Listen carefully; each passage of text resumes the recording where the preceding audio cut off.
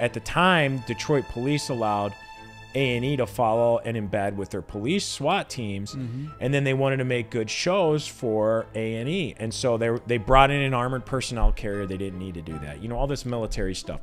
They threw flashbangs in. Yeah, they made it like Rambo. Rambo, like a Rambo movie. Like they were raiding Fort Knox or something, or you know. It's good TV. The first officer in, he had a submachine gun, and he shot a little girl on the couch who was under a blanket right in the head and killed her.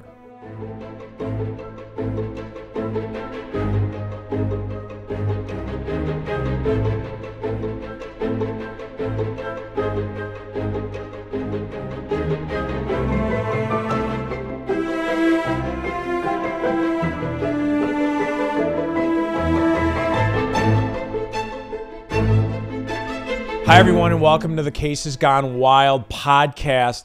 I'm your host, John Marco of Marco Law, and I've been doing my whole career, my whole professional career, I've been doing cases, I've been representing people, and we talk on this podcast about some of the craziest cases that you will ever hear or see anywhere in America, right here on my podcast. And today we have a very special guest, Vince Colella. I want to remind you before I introduce Vince, who is a titan of the industry, and we're very happy to have him here, that if you like our show, please write a review, share it on your social, put it on anything you got. Just get it out there for us, please. Vince Colella, wow. Yes, I am glad so to be excited here. to Wow. have you here, yes, buddy. Yes, no, this is fantastic. I'm so happy to be here. Thank you for being here, man. Absolutely. I really appreciate it, and I can't wait to hear about some of your crazy cases because we've been talking a long time. We've been friends for a long time, and I know that you've had your share of crazy cases gone wild. So let's tell the audience a little bit about you, Vince. So you've been practicing for about 30 years. You graduated you're a Spartan. You graduated from Michigan State undergrad, U of D Law School, 93. And, you know, I really got to know you, Vince, a couple years ago when we went out to Las Vegas together and presented on a big verdict that I had obtained up north here in Michigan. And we've been friends ever since. And I got to tell you, not only do I love you like a brother, but I respect you and I respect the work that you do because I've seen you in trial. I've seen you win. I've seen the effort that you put in for your clients. And I got to tell you, it's inspiring. And I really, really, truly respect you, Vince. Well, John, listen, coming from you, I'm really appreciative of those comments. And, you know, when I was asked to talk to you about presenting you in Vegas, and I had heard of you, but I really didn't know you. And when we spoke the very first time and you told me about your $12 million verdict, I think it was the largest employment verdict that in the state of Michigan ever, I was wowed. And then later I did some digging because I think I served as an expert in an attorney fee case for you. And I saw the number of multi-million-dollar verdicts. And knowing that you were, you know, probably only practicing 12, 13 years, I thought it was insane. I'd never seen a guy your age, your vintage, that produced those types of results so consistently over their career. You know, you were a phenom. And so being here today with you is pretty special. And I just want to say before we go any further that I'm so proud of your latest verdict. Thank you. $8.3 million. Wow. You know, another one that, you know, is just amazing. I mean, lawyers go their whole career without a 7-figure verdict. They dream of cases like that, and they never, ever, even if they have them, they can't convert them into those kinds of dollars, and you should be real proud. Thank you, man. Thank you. And I'm really excited to have you on today. I know you do. You tell us a little bit about your firm, and what I really like is you do civil rights and police work, which is one of the hardest areas of the law, in my opinion. It's one of the not only hard to get verdicts, it's hard to even get to a jury on a lot of these cases, and it's hard to get verdicts. It's hard to keep verdicts. So tell us a little bit about your what you do and about your firm. Sure. Yeah, and it's hard to get cities to pay. You know? Yeah. It's in that too. So all the way around. I mean, you're fighting the city, you're fighting the trial court judges, you're fighting the Court of Appeals. I mean, it's a arduous task. I mean, if you're going to take on these cases, number one, you got to have stones. Second of all, you got to have smarts. And third, you have to have the resources to do it. So my firm, we started 25 years ago. I worked for my partner at the time, David Moss. And which is the funny story is that I interviewed with him a few years before that, and he didn't hire me. And not only did he not hire me, he told me, he said, you know, Vince, your grades really aren't good enough to be at this firm. And so what I would suggest to you is that whoever does hire you, work really hard and hope they keep you. Anyway, cut to a few years later, I reconnected with him after spending some time in Los Angeles, and he hired me. Came down to my office one Friday night, gave me this banker box, said this case is going to trial on Tuesday. Showed up at that trial, didn't even know where to sit, right? I didn't know where to sit in the left or the right. You know, it was one of those things. I was like, the judge is like, you're sitting, you know, too far. Anyway, he didn't come to the trial except for the closing. And then he watched me do my closing, and he pulled me outside afterwards, and he just said, two things I want to tell you. I said, what's that? He goes, first of all, you lost. He said, and second of all, that was really good. And then, of course, I lost that case, got to work the next day, and then he offered me he transitioned me to his department, like his right-hand man, and then about 6 months later, we started our firm. And now you're partners. And here we are, yes. Here we are, full circle, man. And, you know, I know that you do cases all over the country. I know that you've done high-profile stuff. And, you know, you have friends in high places. I mean, we had dinner with Ben Crump out in Vegas together, and I know that you do a lot of work with him too. So I do. In fact, Ben and I were just on a Zoom call yesterday. We're going to be handling a very high profile case for a student athlete out of Fort Myers, Florida, which you'll hear about more later. But yeah, I've been fortunate. You know, I've been fortunate to work with some really great people like yourself and Ben. And yeah, I'm just, you know, I pinch myself sometimes. Like, you know, I wasn't some great student or anything like that. I worked hard, and you know, somehow I ended up here. So here we are. Here we are. Yeah. All right. Well, we're here to talk about crazy cases. I know you've had a lot given your experience and given the type of work that you do. So tell me, like, what's one of the craziest, most extreme, unbelievable cases? Yeah. So when you had asked me to do this, right, and you told me the theme and the name of the show and everything else, I mean, this one person came to mind. Like, it was a no-brainer. This person came to mind. I'm going to refer to him as Tony. His last name is going to be left out of the story for reasons that will become obvious in a minute. I get a call from a criminal lawyer that says that this Tony wants to meet with me because he was wrongfully accused of murdering someone. And this was about 5 years into my practice. This was a very heavy case. This is something that I would have been way outside of my comfort zone at the time. Those cases are tough for anybody. I mean, I've been even now when we take a look at these cases, those are very difficult cases. Those malicious prosecution, wrongful conviction. No question. But this one had all the components. Like this one had the secret sauce. And so, but I didn't know it at the time. And so I get called down to this guy's hair salon in Southwest Detroit. So and when are we talking like barbershop? Like a barbershop, yeah, okay. Like not like a barbershop, and you know, guys hanging out, the guys hanging out, right? Stuff, it was kind of like this, you know, and I pulled up, I walked across the street, and I walked in, and when I met the guy, he looked like The Rock. Like, this dude was a badass dude. And so he starts telling me this story about how he was arrested, he was charged with murder, whatever. And he said that the case went to trial twice, and there were 2 mistrials. And then the third time it was going to trial, the Fed swooped in, something happened, and next thing you know, the charges were dismissed. So he had these 2 huge bags, like garbage bags of transcripts. So like, this was back in the day, like when, you know, it's not like everything was like electronic. There was no like PDF and, you know, that kind Dropbox me the file. Dropbox right? me, and then I can OCR text recognize it. It's like you had to go through this shit, like hand by, like putting it together. And this is stuff that he was like looking at in prison, in jail for 2 years. So it was all beat up and like whatever. So I'm carrying the bags out, and as we're walking out of the salon, all these cars are going by and they're like, hey, what's up, homeboy, blah, blah, blah, blah, blah. And, you know, and I could see that he was sort of like the king down there, but the guys that were driving by, they looked like some bad dudes. So I started kind of to shy away from him. I sort of walked kind of away, and he goes, hey, what are you doing? And I said, Tony, don't take this the wrong way. I said, but, you know, I don't want to get shot. And he said, then do yourself a favor. Stand closer to me, because usually they miss. So like that was the start of this relationship. Right.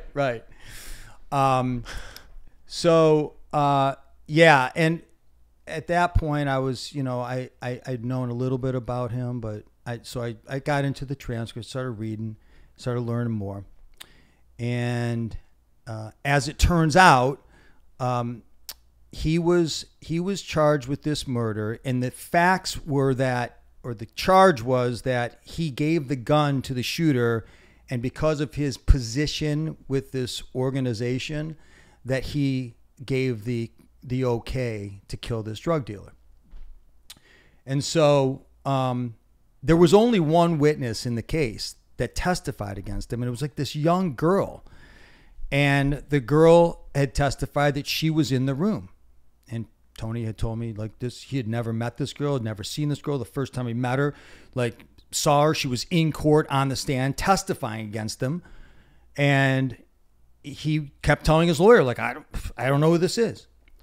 So she tells that story twice, mistried the case twice because they got hung juries. And then on that third time around, the feds came in and they swipe her up and they polygraph her. And this witness, this girl, the sole witness that said the prosecution witness. So they gets two hung juries. Two hung juries. Right. And the third time the feds intervene. Okay. Intervene. And they polygraph her and she fails. So they then come in and they say to the Wayne County prosecutor, look, she just failed a polygraph. You need to disclose this to the judge. And then they dismissed all the charges. So then I went and I found the girl and I deposed her. And it turns out that she was on a Greyhound bus from New York to Detroit. And when they pulled her off the bus, they went through her shit. She had cocaine on her. Who is this, the Detroit police? Or the Detroit police. And so they pulled her in. They said, hey, look, you're either going to go to jail for a long time or you're going to sign this statement. And that statement was a statement that would put the dagger into Tony and put him in jail for the rest of his life. Did she even know Tony? Never met him. Never met him. This is crazy. Yeah. This is cases gone wild, gone crazy, gone wild. Yes. So, but here is the crazy irony of this whole case. And I'll tell you a couple side stories in a minute, but you know, this case went on for about 4 years, right? And so the civil case you're talking about. The civil case, yeah, went on for 4 years. And I had represented Tony in a couple of other things along the way while I was representing him in this big case. And I became friends with him, you know, and I learned a lot about him. I mean, this is a guy that got shot in the face 5 times and lived. Oh my God. Right? I mean, he was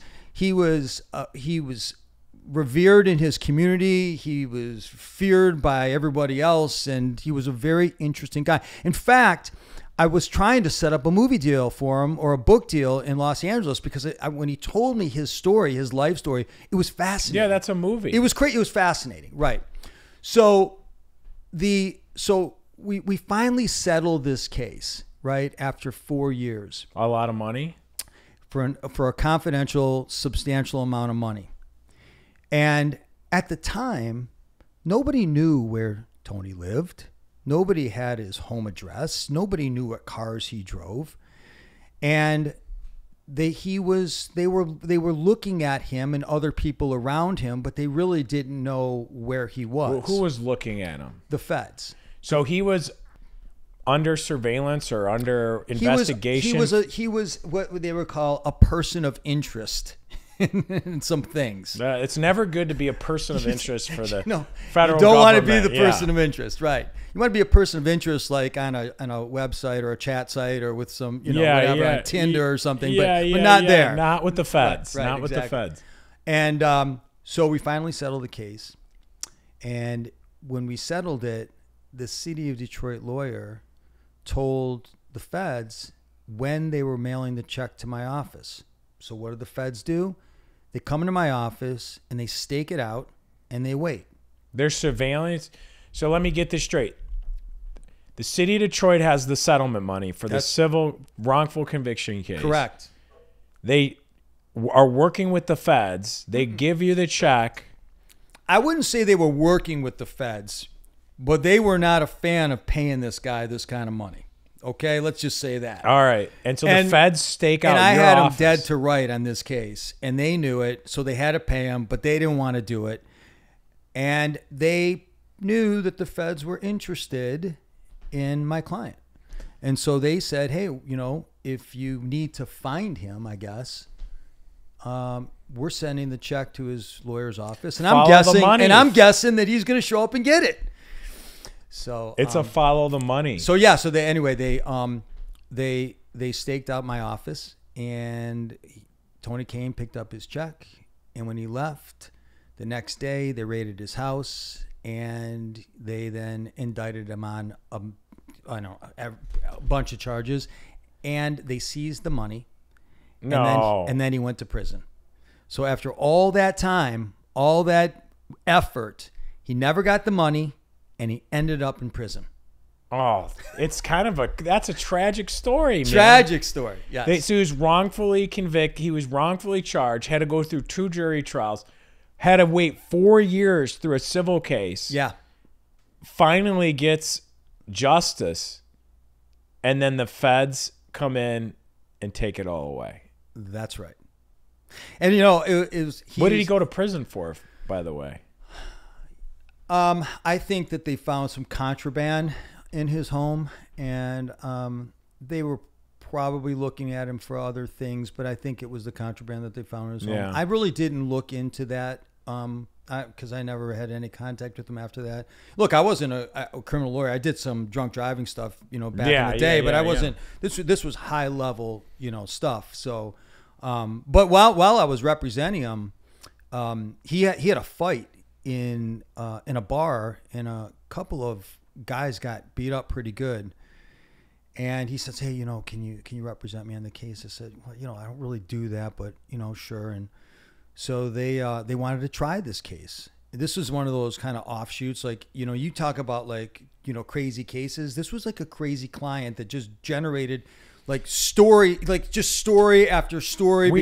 We all have those clients, man. I have like clients that have kept me busy for 10 years. Right. Because they seem to always get in car accidents, always get in trouble. It's like, I don't know. They're like walking lawsuits or something. Yeah, they're like, you know, they're magnets for drama. And the drama is either getting arrested or getting hurt, and sometimes getting killed. But that ends those clients. But anyway, so, you know, it's the night before the trial, and I call him up, and I say, I got some questions because I have my, you know, opening statement tomorrow morning, blah, blah, blah. He said, no, don't worry about it. He said, I'm sure you're going to do just fine. I said, no. I need some answers about this. You know, no. I'm going to bed. You'll be fine. And I'm like, wow. So I walk in the next day. This is for this criminal case. Yeah, for this case, this assault and battery case, and it's in this little district court. It was a misdemeanor. And I walked into the city attorney prosecutor's office, and I was like, I'm here for the trial. And the prosecutor looks at me and goes, there isn't going to be a trial. I said, what do you mean? He goes, none of the witnesses are here. So I walked back into the courthouse, and he's sitting with his girlfriend, just, you know, with a halo over his head. And I said, you know, guess what? Case is dismissed because nobody showed up. He goes, oh my God, great job. Makes your job easy. Yeah, Tony. yes. So I wonder where Tony is today. Is he still in prison? No, he's out. He's good. His life is he turned himself around, and he's got a good life now. Good. Married, kids, you know, the whole thing.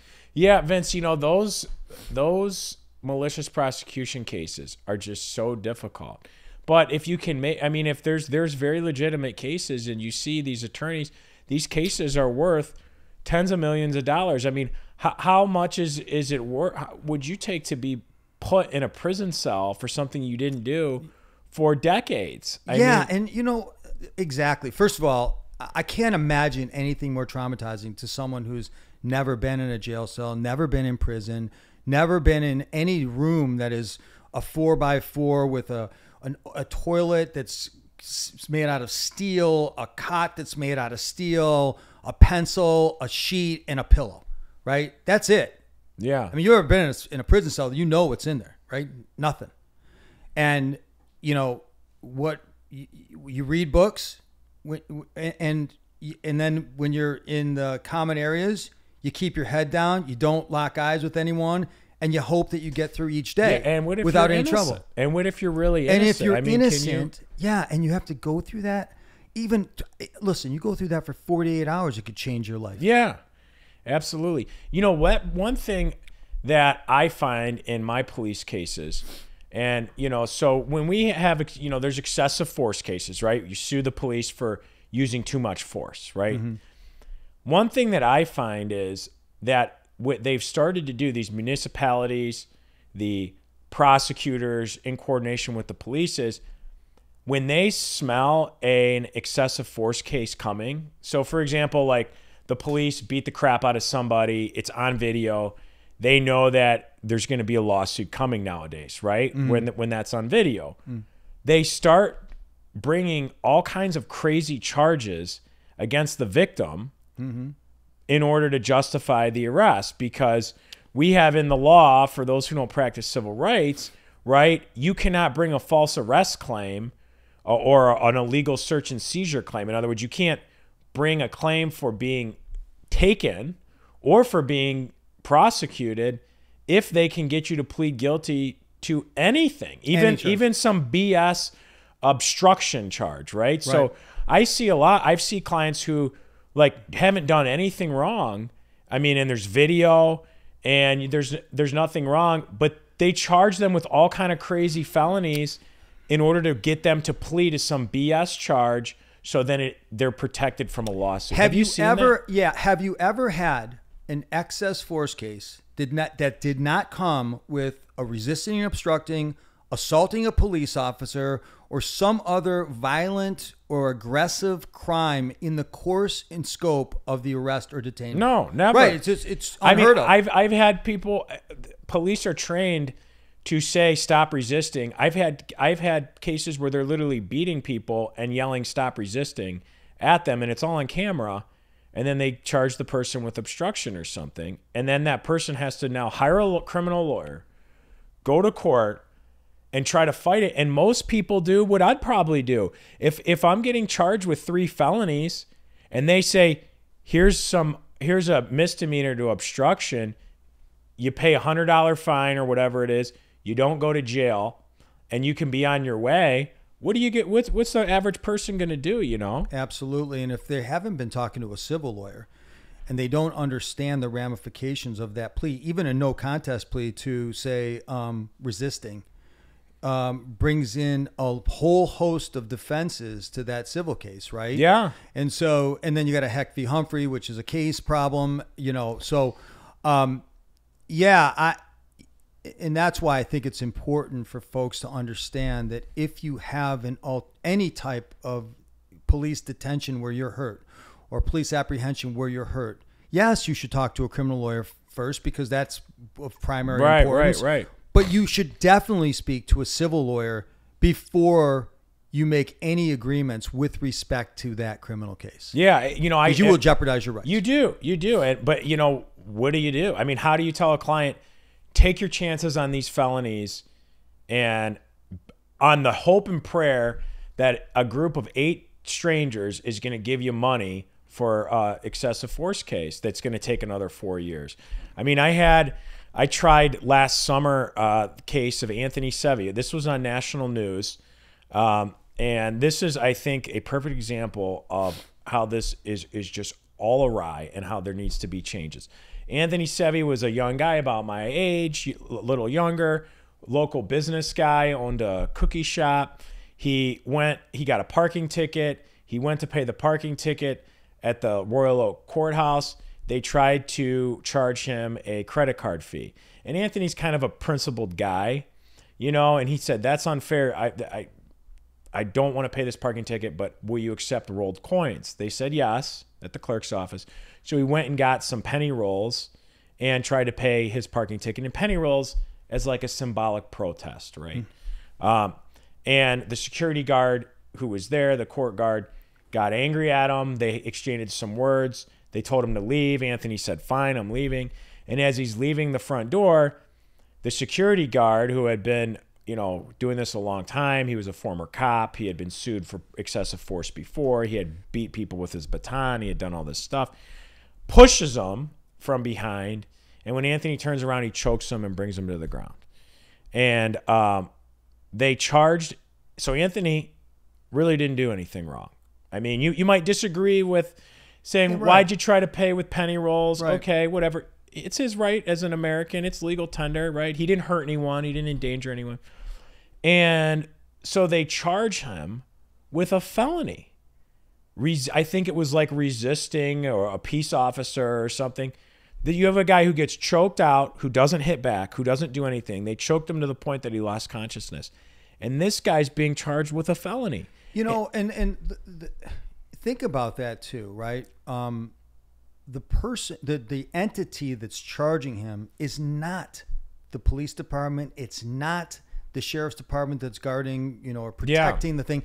It's the prosecutor's office. And it's like they are protecting their police officer by overcharging, charging it all, then overcharging, and then not dealing or not giving them a deal that would allow them to go forward with a civil case, because it's big brother protection of the people that they work with on a day-to-day basis. So not only are you fighting the government in terms of the prosecution, but you're also fighting the department, the county, it's their detectives, their resources, and everything else. See, that's why these cases are so hard. Yeah, they say you can't fight City Hall, right? Yeah, right. It's a perfect example. And in Anthony's case, he ended up taking a plea to I think it might have even just been a civil infraction, like disturbing the peace or some BS.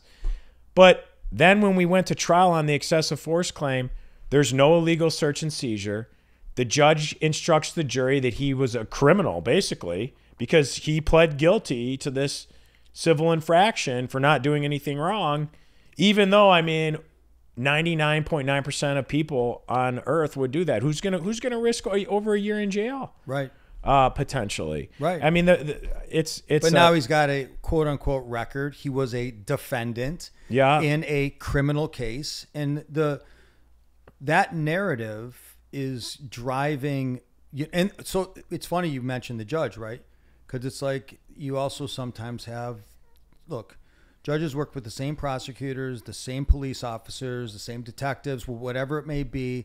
They are all within a system. Yeah. And when you are suing that system, you are suing all of them essentially, because they are all going to stack up against you, and they all stacked up against Mr. Sevi, right? Yeah. And put you in a very precarious position as a lawyer to now have to not just go after this one particular bailiff, but now you have to put the entire city on trial.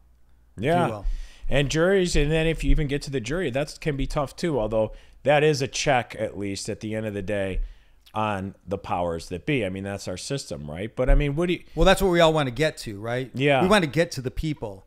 And the thing about taking on these cases with qualified and government immunity and everything else is that getting there is so difficult. Yeah, so let's talk about that. So for people that don't know and don't do civil rights work of this nature, not only, let's say you get beat up by the police. You're minding your own business. You get beat up by the police. You don't just get to go to trial. Right. It's crazy, right? So first you have to beat their qualified immunity. So tell us about some of your experience with this qualified immunity. And then they get an appeal before we even get to trial. I've had some bad decisions go against the families of my clients. And the one that really sticks in my craw is the Cody Reynolds case. Cody Reynolds was killed by a Royal Oak police officer. He was alleged to have stabbed his parents, which was a complete perversion of the facts. There was some truth to the fact that he poked his mom with basically a butter knife, and she was on the phone with the Royal Oak Police Department, like almost in shock, saying, you know, I don't understand. My son doesn't seem to be himself. Are you hurt? I don't think so, but are you, you know, where is he? He's outside. Does he have the knife? No, he doesn't. And then he's confronted by this police officer, and he gets up. The officer tells him to get on the ground. He gets on the ground, tells him to put his hands in front of him. He does that. And then he gets up and tries to run away. And in the process of running away, the officer shoots him in the shoulder and then tracks and shoots him 3 times in the back. And over what? Right. Exactly. And so that, you know, I win the case in the trial court. They file their qualified immunity. Well, when you case. say you win the case, you didn't even get to win the case. Exactly. I defeat the motion that keeps me in the game, and then immediately they take it up to the Sixth Circuit Court of Appeals. So this is how it works, right? So before you even get to tell a jury what happened, the city moved to kick your case out of court, right? Right. And then then you have to brief that. Then the trial judge has to make a ruling on that. And then the city gets to automatically appeal to a court of appeals sitting in Cincinnati, Ohio, before you've even had a decision on the case from the jury. Right. And then and what happened? And arguably, if they lost there, they could file an app for leave to the U.S. Supreme Court, which with this particular the sitting justices now, if they were to accept it, there's no chance that you'd win a qualified immunity case up there. And in my case, the Sixth Circuit overturned the judge's decision, kicked the case out of court, kicked it out of court, and then it left me with the decision whether to go to the United States Supreme Court. And I knew that there was absolutely no chance of me. Yeah, that's a fool's errand. Yes. And by the way, like fool's errand, I like that. It's not just like, oh, let's submit this, like, so people understand. Like, in order to file to the Supreme Court, because I filed it in the Anthony Seves case because the Sixth Circuit screwed that one up too for my client on that, although we did get to go to a jury on some of the claims, but some of the claims were kicked out. I mean, you literally have to go and pay like a printing press company to bind a book, a little book, and then they make for your client that you have to pay them all this money. It takes so much time and money. Then they have to bind this little book up, and you mail the books in. Right. I mean, it's. I had a case where against Wayne County, a jail death case where they filed an app, and then I got contacted by that printing publication company. And I didn't even understand what they were talking about. Yeah, I didn't either. I was confused. I was like, "What do you mean? I don't need a book of this. Right, are you going to do a story on me? Like, what kind of book are you talking about? You're going to write a book about this case? You're going to write a book?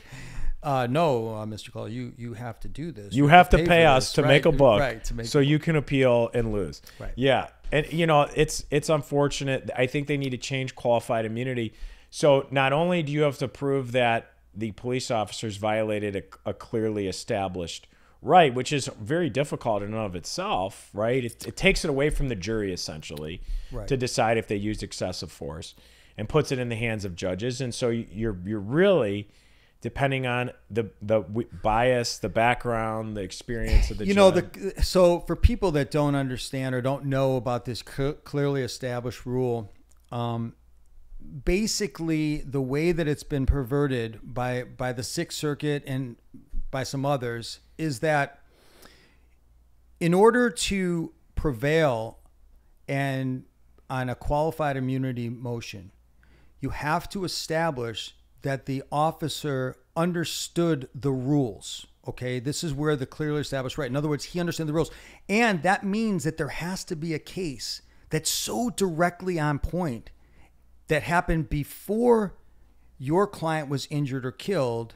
Otherwise, the presumption is the officer didn't know. And what's so silly about this is that they almost make police officers constitutional scholars that are following the Sixth Circuit opinions and then going out into the field and doing their job. It's all a bunch of hocus pocus. It's hocus pocus. So I mean, so what they are saying is that police officers read every single court decision and then make decisions on the field for it. There's not a single police officer in the world that goes and reads all the opinions that come out of the courts. And then makes distinctions between the nuances and says, oh, you know what?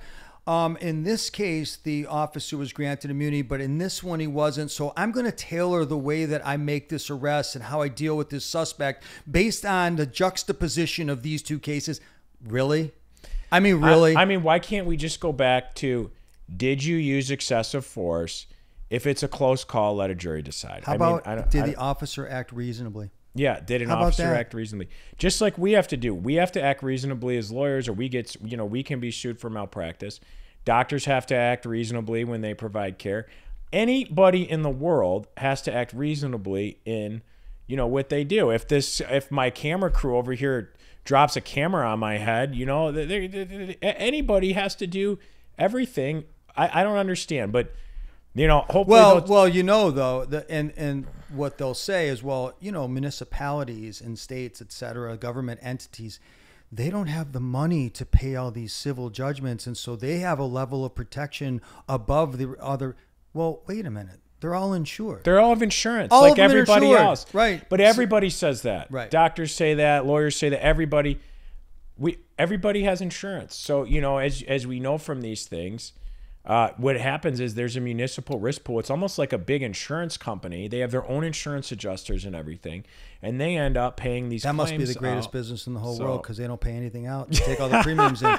I'd like that. I'd like a business where I could just collect money but never have to pay anything out, do anything, and just keep the fear in my clients that they may get sued and have this massive judgment, which rarely happens, and keep paying me to protect them from that. Okay. Yeah. That's a good business model, isn't it, John? Yeah. John, we should start that business. Yeah. So now that we've just dissuaded a whole generation of lawyers from going into civil rights work, but, we do get to do a lot of really good work. It is a fight. The case I just got a verdict on this week, for against the city of Detroit for $8.32 million.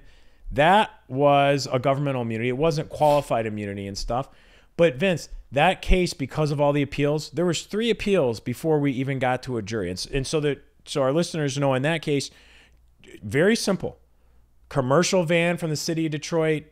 They forgot to put lug nuts on the rear left wheel of the van. The dude started driving the van on the road. The wheel came flying off going 25 miles an hour, and it blasted a pedestrian in a crosswalk in the head. Okay. Everyone I tell the story to says, okay, where's the beef, right? Why? How complicated is that case? 8 years, Vince. It went up to the Court of Appeals 3 times before we even got a jury to hear the case. It went up to the Court of Appeals 3 times, and now guess what? Now that we're on year 8, it's going to go up to the Court of Appeals again. Back to the Court of Appeals. Right. This dude is catastrophically injured. He hasn't seen a dime, and it's going to be over 10 years before he gets anything. Justice delayed is justice denied, man. I mean, I've had clients die while they've been waiting to get their day in court with these governmental immunity stuff.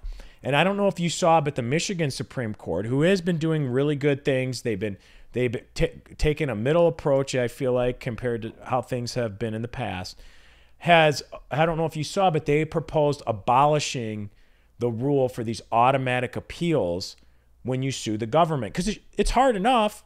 I mean, we still got to beat all this other stuff. But why doesn't the government get to appeal at the end like everybody else? Right. Since they're going to do it anyways. Right. And you know what? That's a great fix. And it's not too tilted. It's not like the pendulum just swaying all the way back to us. That's simply saying, look, you get an opportunity to file your motion. Court will decide it. You have an opportunity to go to trial. The jury will decide it. And then you can take an appeal if you feel that the like court everybody made a mistake. else. Right. Why isn't that okay? Why isn't that okay? Right. Right. And, in Michigan, we have what's called an application for appeal process. So if they think that a trial judge screwed it up that bad, they can ask the Court of Appeals to take the case anyways, just like anybody else. Right. And for people that don't do this, not only do they get an appeal before the trial, they can get an appeal at the beginning too. So you can file your lawsuit and they can move to dismiss it immediately and then appeal that. So by the time you get anywhere. I mean, these cases take years and years. I do want to say this though, because going back to a point you made a little bit ago, that we are dissuading potential civil rights lawyers. We certainly don't want to do that. No, we don't. And I will tell you that obviously personal injury work is incredibly meaningful, but civil rights work is historically meaningful, and without it, think about where our society would be if there weren't lawyers like us keeping the government in check. I mean, yes, it's difficult. Yes, sometimes it feels impossible, but society would be chaotic in terms of the disparity in power and the oppression of certain people, that regardless of what we have to go through, we have to not only continue but encourage others. In fact, I don't know if you know this, but I have a scholarship in my name at U of D. No, I didn't know that. Yeah, for students who show an interest in civil rights and have the academics to back it up. So, I'm very proud of that scholarship. So how do you apply? So So if you go to University of Detroit Mercy and you apply for the scholarship, the A. Vince Colella, it's an endowment.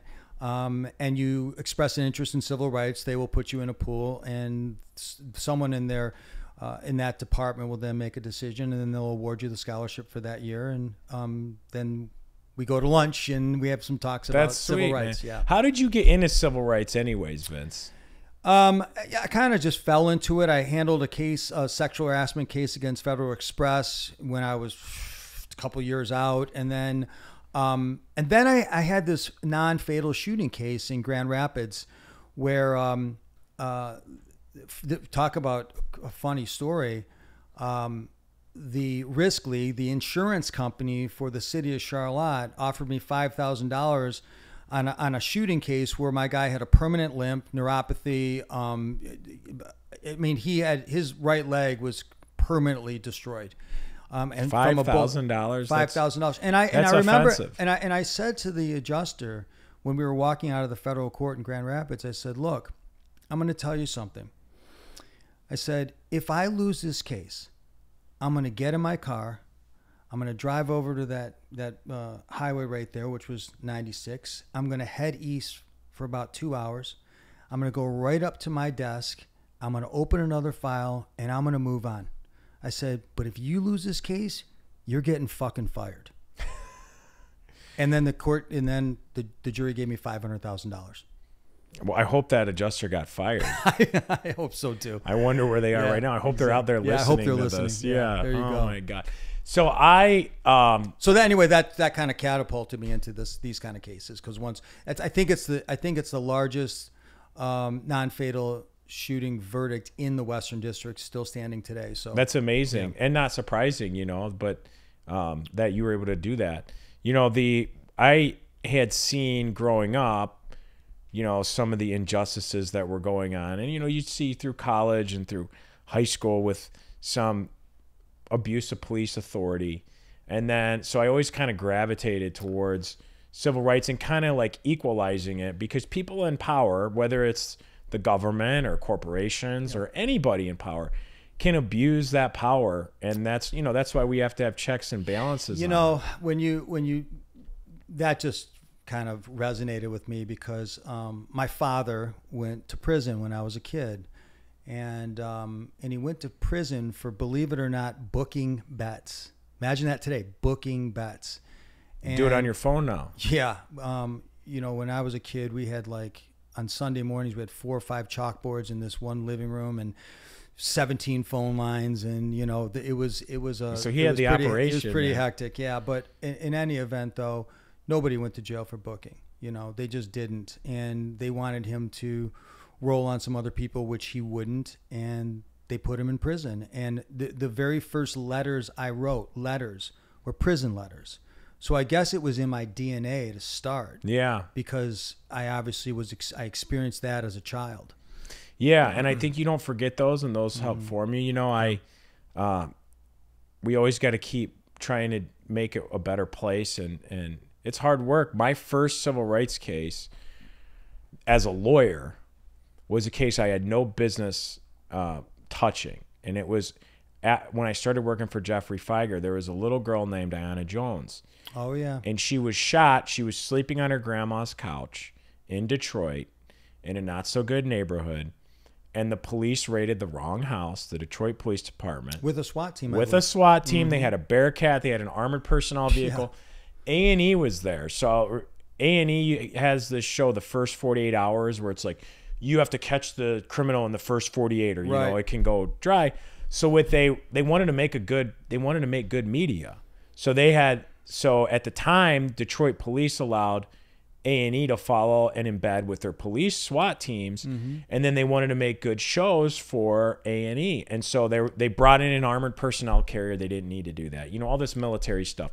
They threw flashbangs in. Yeah, they made it like Rambo. Rambo, like a Rambo movie. Like they were raiding Fort Knox or something, or you know, it's good TV. Yeah, and they the first officer in shot. He had a submachine gun, and he shot a little girl on the couch, Anna Jones, who was under a blanket, right in the head, and killed her. And that case ended up being litigated for, I want to say 8 years. I was going to say 8 to 10 years, yeah. But it was the first case that I had worked on in civil rights, and I knew right then and there that's what I wanted to do.